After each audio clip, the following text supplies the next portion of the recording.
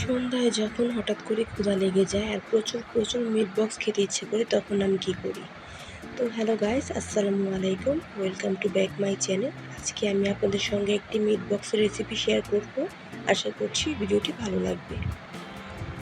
তো প্রথমে আমি এখানে আলু কেটে নিয়েছি, আর মিট বক্সের জন্য তো অবশ্যই আলু লাগবে। এখানে আমি চিকেন আর সসেজও কেটে নিয়েছি, চিকেনগুলো ভিতরে আছে। তো এরপর আমি যেটা করলাম, প্যান নিয়ে প্যানের মধ্যে তেল দিয়ে দিলাম, আর প্লিজ ইগনোর করেন আমার ফ্রাই প্যানটা। এরপরে আমি চিকেন আর সসেসগুলোকে একসাথে ভেজে নিচ্ছি। তো এখানে আমার চিকেন সসেস দুইটাই ভাজা শেষ, আমি এখন আলুগুলোকে ভেজে নিব। তো এদিকে আলুগুলো প্রায় ভাজা শেষ হয়ে গেছে। তো এখানে আমার আলু, চিকেন, সসেস সবগুলো একসাথে আছে। আমি এখন সসটা রেডি করব। তো এখানে আমার মেয়োনিজ আছে, আমি ঘরে তৈরি করে নিয়েছিলাম এই মেয়োনিজটা। অ্যান্ড দেন এখানে আমি টমেটো সস ইউজ করছি। আপনারা চাইলে টমেটো কেচাপ ইউজ করতে পারেন। আর এই সসটা আসলে প্রয়োজন মতো দেবেন, আপনারা কতটুকু খাবেন তার উপর ডিপেন্ড করে। এরপর আমি দুইটা সস একত্রে মিক্স করে নিলাম ভালো করে। আর এখানে আমি এখন চিকেন সসেজ আলুগুলোকে দিয়ে দেব। তো এগুলো দেওয়া শেষ হলে আমি ভালো করে মিশিয়ে নেব।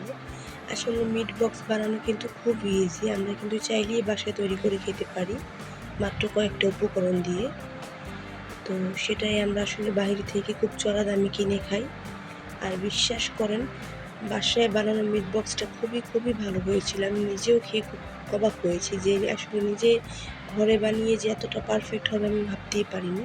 একদম হুবহু দোকানের মতো হয়েছিল। তো আমি এটাকে ভালো করে মিশিয়ে নিচ্ছি। আর গাইস, ট্রাস্ট মি, মিট বক্সটা জাস্ট অসাম ছিল।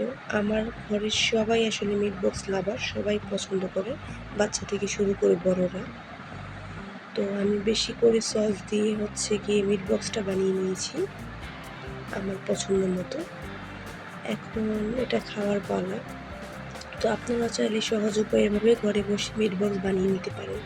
আশা করছি আমার ভিডিওটি ভালো লেগেছে। ভালো লাগলে অবশ্যই চ্যানেলটি সাবস্ক্রাইব করে পাশে থাকবেন। আল্লাহ হাফেজ।